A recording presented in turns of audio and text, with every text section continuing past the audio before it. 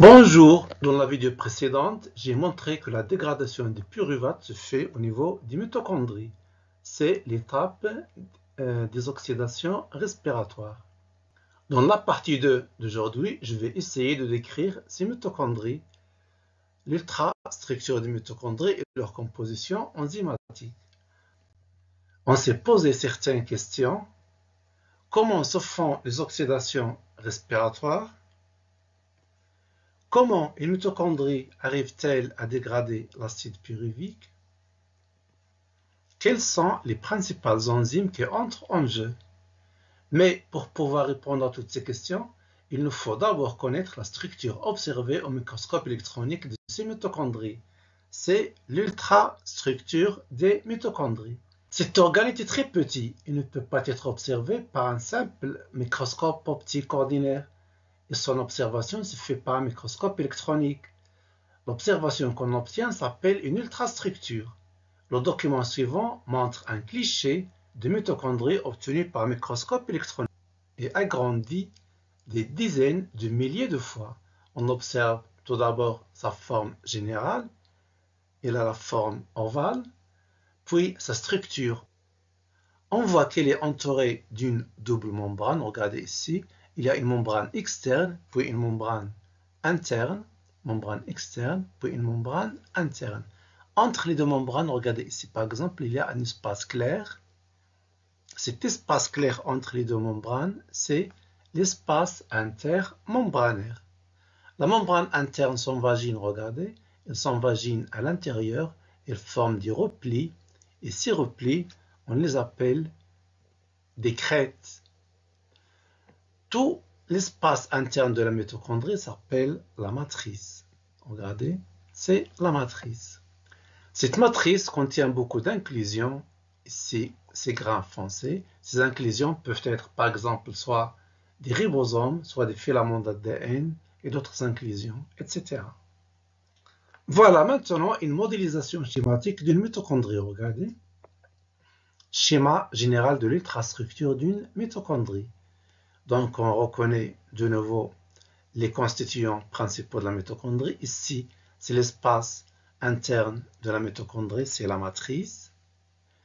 Là, ce sont des replis de la membrane interne appelés des crêtes.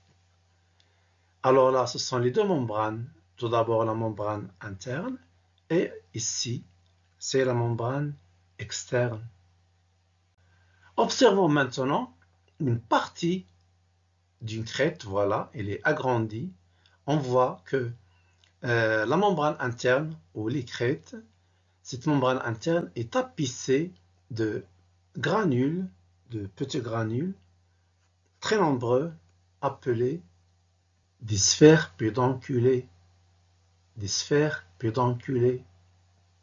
Leur nombre énorme prouve qu'ils ont un rôle à jouer donc dans cette respiration cellulaire. On parlera de leur rôle dans les vidéos à venir.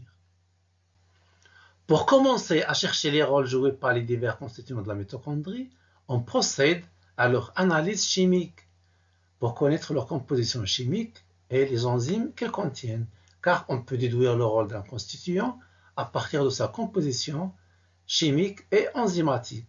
Voilà un schéma qui résume ces analyses, donc composition enzymatique et chimique du constituant de la mitochondrie. Voilà donc le schéma d'une mitochondrie. On reconnaît donc ici l'espace externe de la mitochondrie, c'est le hyaloplasme. Puis ici, c'est la membrane externe. Ici, c'est la membrane interne qui constitue des crêtes. Et enfin, là, avec cet espace un peu clair, c'est la matrice. Alors, on détermine la composition de chacune de ces parties. On commence par le hyaloplasme.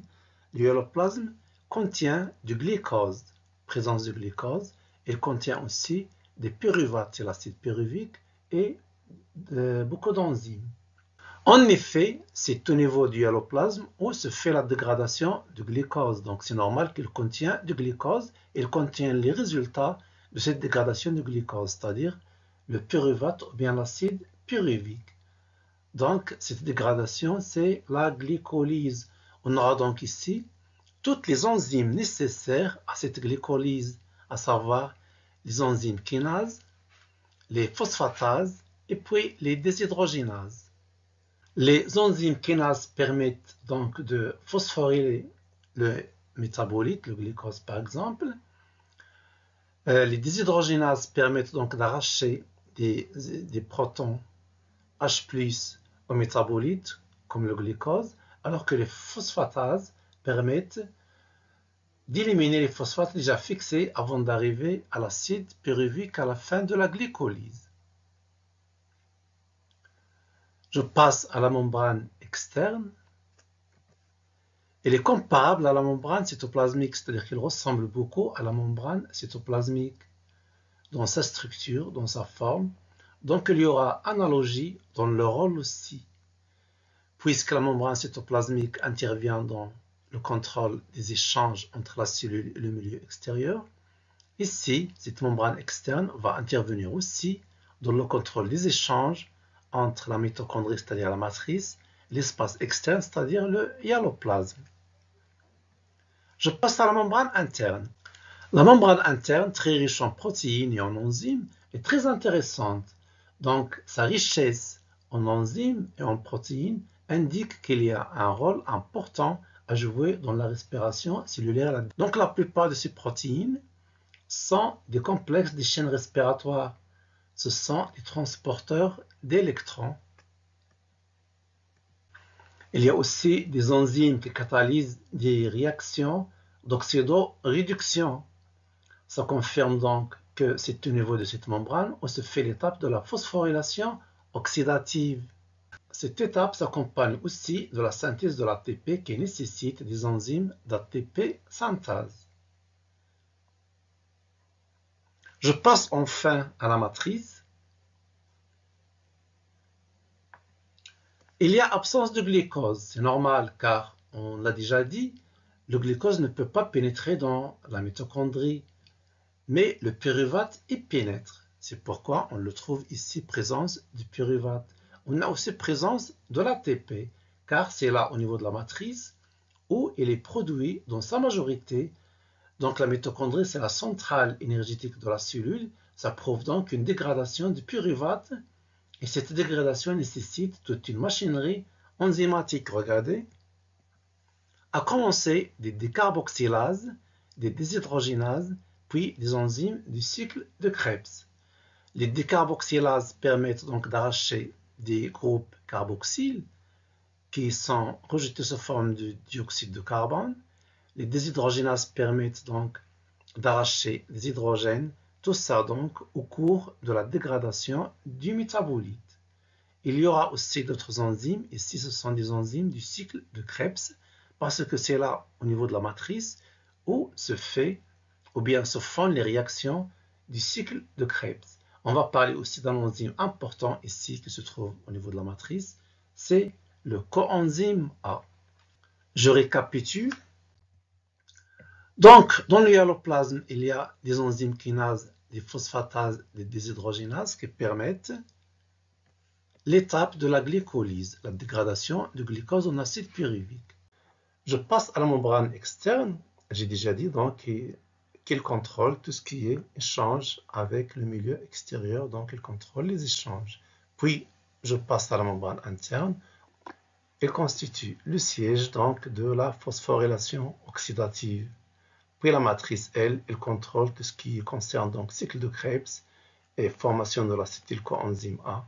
Voilà, donc les deux dernières étapes, elles font partie de la grande étape des oxydations respiratoires, donc liées en même temps à la matrice et à la membrane interne, c'est-à-dire à la mitochondrie. Voilà, j'arrive à la fin de cette vidéo. La vidéo prochaine sera consacrée donc à l'étude du mécanisme de la dégradation de l'acide pyruvique dans la matrice mitochondriale, c'est-à-dire qu'on va entrer dans les détails des réactions chimiques concernant la dégradation de l'acide pyruvique, c'est-à-dire concernant les oxydations respiratoires.